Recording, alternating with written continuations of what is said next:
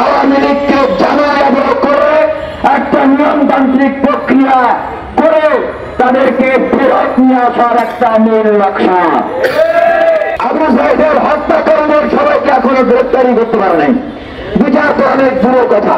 এই বাংলাদেশে ফ্যাসিবাদী আওয়ামী লীগের ঠিকানা হবে না, হবে না, হবে না। এটা ছাত্র জনতার রায়। আমাদের মাননীয় প্রধান উপদেষ্টা ডক্টর মোহাম্মদ ইউনূস সাহেব তিনি বলছেন যে আগামী জাতীয় নির্বাচনে আওয়ামী লীগ অংশগ্রহণ করবে কিনা সেই বিষয়ে বিএনপি একটি বৃহৎ রাজনৈতিক দল তারা বলেছে নির্বাচনে অংশগ্রহণ করবে, তারা নাকি রায় দিয়ে দিয়েছে। আমরা সুস্পষ্টভাবে মাননীয় প্রধান উপদেষ্টার কাছে ছাত্র জনতার পক্ষ থেকে প্রশ্ন রাখছি, আপনি বিষয়টি স্পষ্ট করবেন। আপনি কাদের ম্যান্ডেট নিয়ে আপনি প্রধান উপদেষ্টা হচ্ছেন? অন্যান্য উপদেষ্টাদের কাছে আমাদের জিজ্ঞাসা, আপনারা কাদের ম্যান্ডেট নিয়ে আপনারা উপদেষ্টা হচ্ছেন? এই শহীদদের ম্যান্ডেট হচ্ছে আওয়ামী লীগ সহ গণহত্যাকারী এবং তাদের দোষরা আগামী নির্বাচনে অংশগ্রহণ করতে পারবে না। আবু সাইদের হত্যাকারীদের সবাইকে এখনো গ্রেফতারি করতে পারে নাই, বিচার তো অনেক দূরের কথা।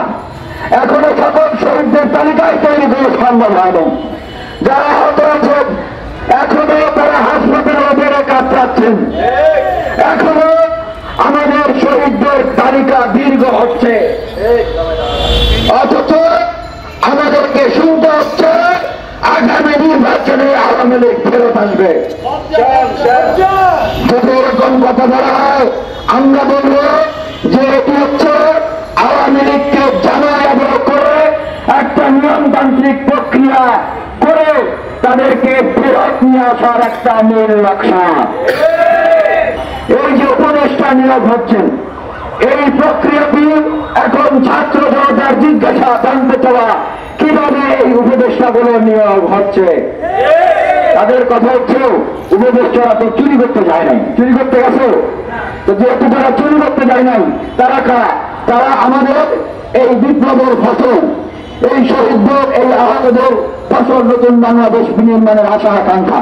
তাহলে তারা কিভাবে নিয়োগ হয়েছেন এবং কিভাবে নিয়োগ দেওয়া হচ্ছে এটি সারা দেশের মানুষের কাছে স্বচ্ছতা, জবাবদিহিতা, সর্বজন গ্রাহ্য প্রক্রিয়াটা প্রকাশ করলে কোনো সমস্যা আছে? সমস্যা নেই, বরং এটা করা উচিত, এইটা করতে হবে। আমরা দেখছি অনেক বিতর্কিত ব্যক্তি তারা এখন উপদেষ্টা হয়ে যাচ্ছেন।